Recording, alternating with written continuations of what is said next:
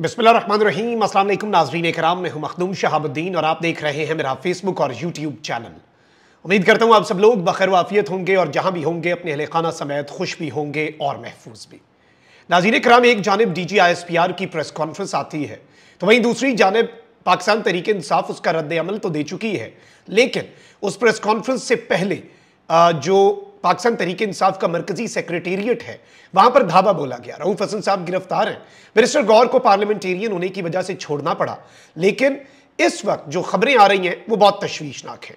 पाकिस्तान तहरीक इंसाफ की मखसूस नशिस्तों पर डाका डाले जाने की इत्तलात है और किस तरह से पाकिस्तान तहरीक इंसाफ की मखसूस नशिस्तों को ट्रिम डाउन सुप्रीम कोर्ट के फैसले के आगे बदमाशी का कल्चर जो है उसे लाकर खड़ा कर दिया गया है। इसके साथ ही साथ DGISPR की प्रेस कॉन्फ्रेंस के बाद ही इस्लामाबाद हाई कोर्ट से भी एक तहलका खेज हुक्म आया है। ये हुक्म इमरान खान के हवाले से है, तो इसलिए ये बहुत ज्यादा इंपॉर्टेंट है और इस सब के अंदर कुछ और डेवलपमेंट्स भी हैं जो जल्दी जल्दी आपके सामने रख देते हैं, क्योंकि खबरें बहुत ज्यादा हैं, बहुत तेजी से सिचुएशन बदलती जा रही है और सिचुएशन इस तरह का रुख इख्तियार कर चुकी है कि एक डेवलपिंग स्टोरी बन चुकी है ये।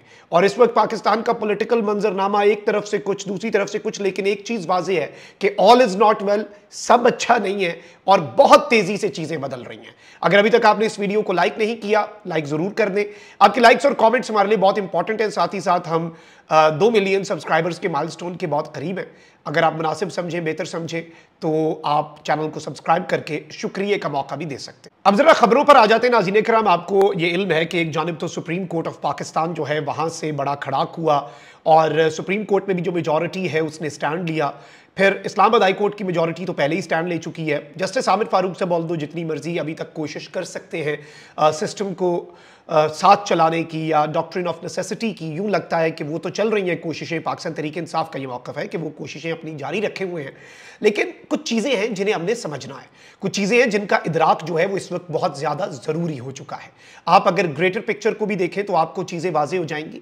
अब एक तरफ तो पाकिस्तान तहरीक इंसाफ जो है वो बिल्कुल विनिंग पोजीशन में है। सिस्टम अभी भी आखिरी हर हरबा अपनाएगा, निज़ाम इस निज़ाम के करता धरता आखिरी हद तक जाएंगे और वो हर कीमत पर, चाहे दुनिया इधर से उधर हो जाए, उन्होंने ये फैसला किया हुआ है कि जिस दिन से आप देख लें जब असम्बलियां तहलील हुई 90 दिन में पंजाब और KP के लिए, उस दिन से लेकर आज के दिन तक आइन सेकेंडरी है, स्क्रिप्ट पहले नंबर पर है। प्राइमरी ये है कि जो हमने फैसला किया है वो एग्जीक्यूट हो। अब इसकी राह में बहुत सी रुकावटें तो अदलिया से खड़ी हो रही हैं, लेकिन और भी बहुत सी चीजें। एक तो वैसे मैं आपको ये डेवलपमेंट भी बता दूं कि इमरान खान साहब के रिमांड पर भी आते हैं और नैब का जो ऑर्डिनेंस है वो किस तरह से अब खान साहब के खिलाफ इस्तेमाल हो रहा है। लेकिन बार बार गिरफ्तारी के हवाले से बुशरा बीबी साहिबा जो है उन्होंने इस्लामाबाद हाईकोर्ट से रुजू कर लिया।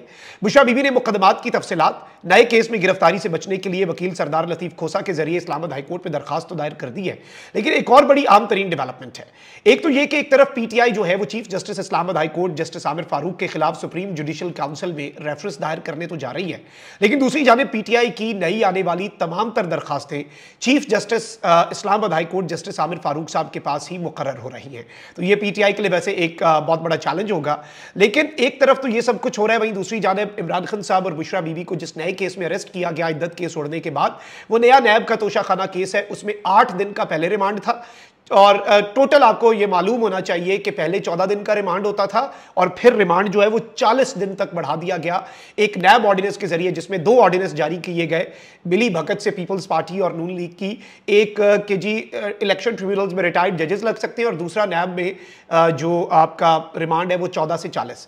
तो अब नए तोशाखाना रेफरेंस में अडयाला जेल में समाअत करते हुए नैब अदालत ने, एहतसाब अदालत ने इमरान खान और बुशरा बीबी का मजीद 7 रोजा जिस्मानी रिमांड मंजूर तो कर लिया है और तरमीमी ऑर्डिनेंस जिस मकसद के लिए लाया गया था वो पूरा हो रहा है। 14 दिन के बजाय 40 दिन का रिमांड के हवाले से चीजें जो हैं वो अब बढ़ रही हैं और एहतसाब अदालत ने इमरान खान और बुशरा बीबी के जिस्मानी रिमांड में 29 जुलाई तक तौसीह की है और उसके बाद मजीद ये रिमांड लेते रहेंगे। यानी 14 से तो ये आगे बढ़ गए ऑलरेडी, 15 दिन का टोटल, अब ये 40 दिन तक इमरान खान और बुशरा बीबी का रिमांड होगा। इसमें एडिशंस होती रहेंगी और इसका पहला बाज़ाब्ता नतीजा जो है वो कम अज कम हम ये बात कर सकते हैं खुलकर के आ चुका है। अच्छा, वहीं दूसरी जानिब खान साहब के खिलाफ एक और केस भी चल रहा है और वो है 190 मिलियन पाउंड स्कैंडल केस। उसमें जुबैदा जलाल की स्टेटमेंट, परवेज खटक की स्टेटमेंट, ये दोनों कैबिनेट के मेंबर्स थे, फिर आजम खान की स्टेटमेंट। अब परवेज खटक ने इमरान खान साहब के सामने बयान दिया और परवेज खटक के हाथ पांव फूले हुए थे, सांस सूखी हुई थी, खान साहब उसकी तरफ देख नहीं रहे थे लेकिन हल्का हल्का मुस्कुरा रहे थे और परवेज खटक वहीं पर टूट गया। अपेरेंटली जो लोग हैं उन्होंने ये मुबैना तौर पर बताया। अब परवेज खटक ने स्टेटमेंट ऐसी दी जिसने नैब का केस जो है वो तबाह करने का बेड़ा उठा लिया। ऐसी उससे स्टेटमेंट परवेज खटक साहब से सरजद हो गई, आप ये कह लें। तो अब इमरान खान साहब के खिलाफ 190 मिलियन पाउंड रेफरेंस में परवेज खटक ने अदालत में दिए गए बयान में तरमीम की दरखास्त दे दी है और नए बयान में परवेज खटक ने कहा कि बानी पीटीआई के इसरार पर काबीना ने बगैर पढ़े इजाफी एजेंडे की मंजूरी दी और इस स्कैंडल पर बात और बहस करने से मना किया। बानी पीटीआई ने बंद लिफाफे के एजेंडे पर मंजूरी के लिए इसरार किया। परवेज खटक ने कहा कि नैब ने मई 2023 में मुझसे 190 मिलियन पाउंड के हवाले से बयान लिया। शहजाद अकबर ने काबीना को बताया था कि पाकिस्तान से गैर कानूनी तौर पर बाहर भिजवाई गई बड़ी रकम बरतानिया में पकड़ी गई रकम पाकिस्तान को वापस की जाएगी। अब ये इन्होंने नया बयान दे दिया है और इस सब के अंदर मेरे पास ये भी इतलात हैं कि नैब का जो नया रेफरेंस या फिर ज़िमनी रेफरेंस भी नैब दायर कर सकता है और वो मजीद चीज़ें सामने आने पर और उससे केस कम से कम जो 190 मिलियन पाउंड है या तो ये एक साइड पे लगेगा। परवेज खटक के इस बयान के बाद चीज़ें शायद बदल जाएं। अगर इस बयान के बाद भी केस ना हुआ तो फिर इस केस को लटकाया जाएगा, ज़िमनी रेफरेंस भी आ सकता है। अब एक और बड़ी डेवलपमेंट है, रऊफ हसन साहब इस वक्त गिरफ्तार हैं। बैरिस्टर गौर को तो छोड़ दिया गया लेकिन जो वजारत दाखिला है उसने इस पर स्टेटमेंट जारी कर दी है। वजारत दाखिला ने कहा है कि पाकिस्तान तहरीक इंसाफ रियासत मुखालिफ प्रोपेगेंडे में मुलविस है। तर्जुमान वजारत दाखिला के मुताबिक इस्लामाबाद पुलिस ने पीटीआई के एक कोऑर्डिनेटर अहमद वक्कास जंजुआ को गिरफ्तार किया। तर्जुमान ने बताया कि इब्तदाई तफ्तीश और डिजिटल मवाद की रोशनी में छापा मारा गया और छापा पीटीआई के डिजिटल मीडिया विंग पर इस्लामाबाद पुलिस और FIA ने मारा। तर्जुमान वजारत दाखिला के मुताबिक छापे के दौरान रऊफ हसन को अरेस्ट कर लिया गया। पीटीआई रियासत मुखालिफ प्रोपेगेंडे में मुलविस है। इस मामले पर JIT बनाई जा रही है, यह कहना है तर्जुमान वजारत दाखिला का। और यह एक बहुत बड़ी डेवलपमेंट इसलिए भी है क्योंकि ये पीटीआई पर पाबंदी के हवाले से जो कैबिनेट का इजलास है उससे पहले ये सब कुछ होना, इस जानिब एक बड़ा वाज़ेह इशारा है कि होने क्या जा रहा है। लेकिन यहां पर एक बहुत बड़ी और तशवीशनाक खबर जो है वो आ रही है सामने और वो ये है कि पाकिस्तान तहरीक इंसाफ ने अपने MNAs के जो फॉर्म्स थे पार्टी वाबस्तगी के वो तो जमा करा दिए हुए हैं, लेकिन MPAs जो हैं जैसे पंजाब असम्बली के अंदर एक बहुत बड़ी तादाद है, फिर KP असम्बली की एक बहुत बड़ी तादाद है, तो उसके हवाले से कुछ कंसर्न्स हैं कि शायद वो रिकॉर्ड जो है वो भी ले लिया गया है। और इस सब के अंदर बैरिस्टर गौर ने कहा कि पंजाब के MPAs के बयानी हल्फी दफ्तर में मौजूद थे, वो उठा लिए गए। हमारे इंट्रा पार्टी इलेक्शन का तमाम तर रिकॉर्ड साथ ले गए हैं, हमारी LCDs और 10 कारकुनान को भी उठा कर ले गए हैं। यानी एक तो गिरफ्तारियां बड़े पैमाने पर हुई हैं, दूसरा जो LCDs है मुझे ये भी नहीं समझ आई भाई डाटा ते CPU चुनता है, LCD TV भी उठा के ले गए, कहीं इसके अंदर भी कोई चीज़ ना लगी हो। चले मैक होता तो मैं समझ जाता कि शायद उसी के अंदर सब कुछ होता है, बट ये नॉर्मल LCDs हैं। अब यहां पर एक चीज और है कि इसमें जो इंट्रा पार्टी इलेक्शन है उसका डाटा उठाकर ले जाना और MPAs के बयान हल्फी, MPAs क्योंकि हम ना नेशनल असेंबली को बार बार सोच रहे हैं, पंजाब असेंबली में इतनी सीटें हैं, उन MPAs का भी सोचें ना, और वहां पे तो डिफ्लेक्ट करना भी बहुत सी चीजें जो है वो आसान है सिस्टम के लिए। ये भी आपने जहन नशीन रखनी है बात कि सिस्टम के लिए इट इज वेरी ईजी क्योंकि सारी तवज्जो नेशनल असेंबली के ऊपर है। तो ये चीज भी एक बहुत बड़े कंसर्न के तौर पर सामने आ रही है। अब यहां पर जो इस्लामाबाद हाई कोर्ट से एक बड़ा फैसला आया है पाकिस्तान तहरीक इंसाफ और इमरान खान साहब के हवाले से, उस पर बात करते हैं। इमरान खान साहब ने इस्लामाबाद हाई कोर्ट से रुजू किया और जस्टिस सरदार एजाज इसहाक खान साहब हैं, उनके सामने ये केस लगा। केस ये था कि जी आपने मुलाकातों का कहा हुआ है, मुलाकातों के दरमियान में दौरान उनके दरमियान में शीशे की दीवारें लगा दी जाती हैं, पुलिस वाले खड़े होते हैं, गुफ्तगू सुनने के लिए वहाँ पे बंदे खड़े किए जाते हैं, रुकावटें खड़ी की जाती हैं। अब इस सब के अंदर मैं आपको ये बता दूं कि इस्लामाबाद हाई कोर्ट के जस्टिस सरदार एजाज इसहाक खान साहब जो हैं, उन्होंने इस केस के हवाले से जो कि इमरान खान साहब जो है उनकी तरफ से है और ये क्रिमिनल ओरिजिनल नंबर 185/2024 है, इसमें शुएब शाहीन साहब और दीगर जो वकला हैं वो पेश हुए। तो इसमें जो फैसला दिया गया है और तहरीरी हुक्मनामा जो है गुज़श्ता समात का वो आज जारी हुआ है। इसमें इमरान खान की मुलाकातों में जो रुकावटें डालना है और दरमियान में शीशे की दीवार लगाने, गुफ्तगू सुनने के लिए पुलिस एहलकारों के खड़े होने, रुकावटें डालने की कोशिशें, इन सब पर जस्टिस साहब ने हैरत का इजहार करते हुए एडवोकेट जनरल इस्लामाबाद और सुप्रिटेंडेंट अडियाला जेल को आखिरी वार्निंग देते हुए कहा है कि इमरान खान की वकला से मुशावरत के हक में रुकावटों को बर्दाश्त नहीं किया जाएगा। दोबारा ऐसा वाकया रिपोर्ट हुआ तो अदालत फौरी तौहीन अदालत की कार्रवाई शुरू करेगी और बाकायदा तौहीन अदालत का शोकाज नोटिस जारी करने की जरूरत नहीं होगी, बल्कि आज के ऑर्डर को ही बाकायदा शोकाज नोटिस करार दिया जाएगा। मतलब आप अंदाजा करें, होता यह कि एक शोकाज नोटिस जारी होता है, फिर आप जवाब जमा कराते हैं, अदालत ने कहा ऐसा वैसा कुछ नहीं, अब यही शोकाज नोटिस है।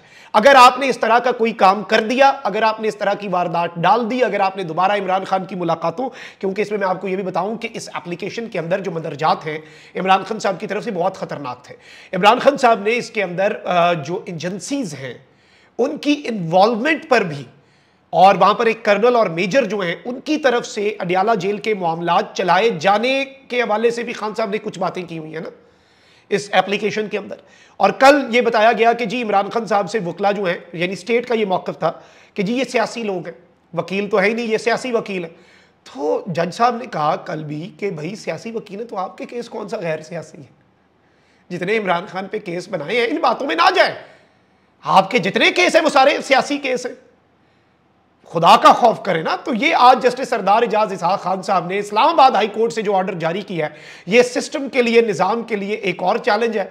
और सिस्टम के लिए वैसे ही आपको पता है इस्लामाबाद हाई कोर्ट से चैलेंजेस की भरमार है। निज़ाम जो है वो टिक नहीं पा रहा, निज़ाम के लिए मुश्किलात के अंदर बदस्तूर इजाफा होता जा रहा है और चीज़ें अब इतनी भी आसान नहीं हैं। अब बहुत से मामलात हैं जो कि in the coming days clear होंगे और कल का दिन भी अदालती महाज पर बहुत हैपनिंग्स होनी है। रऊफ हसन साहब की पेशी, उन्हें किस तरह के मामलात चलते हैं, पीटीआई पर पाबंदी, इमरान खान साहब, आरिफ अलवी और कासिम सूरी पर आर्टिकल 6, ये 4 चीज़ें तो वैसे ही एजेंडे पर हैं विफाकी काबीना के इजलास के। तो ये भी एक बहुत ही इंतहाई, बल्कि बहुत ही नहीं बल्कि इंतहाई संजीदा, इंतहाई ख़तरनाक और इंतहाई संगीन मामला है जिस पर हमने नजरें जमा के रखनी है। सुप्रीम कोर्ट में भी अभी भी अंदर खाते बहुत सी चीज़ें चल रही हैं, बैक एंड पे जोड़ तोड़, और बहुत से लोगों को बहुत से तरीकों से मैनेज करने की कोशिशें की जा रही हैं, जजेस को घर भेजने की धमकियां दी जा रही हैं। लेकिन as of we speak supreme court के जो जज डटे हुए हैं वो डटे हुए हैं और लेटे हुए हैं। जो लोग, उन्हें तो वैसे ही कोई प्रेशर नहीं है ना, प्रेशर तो उसी पे होता है जो डट जाता है। गद्दार वाले बैनर तो उसी का लगते हैं जो डट जाते हैं, बाकी साफी तो दंदनाते फिर रहे हैं। तो ये चीज़ें होती हैं। तो अभी तक की ये डेवलपमेंट्स थी। अपना बहुत ख्याल रखें। अल्लाह निगहबान, पाक जिंदाबाद।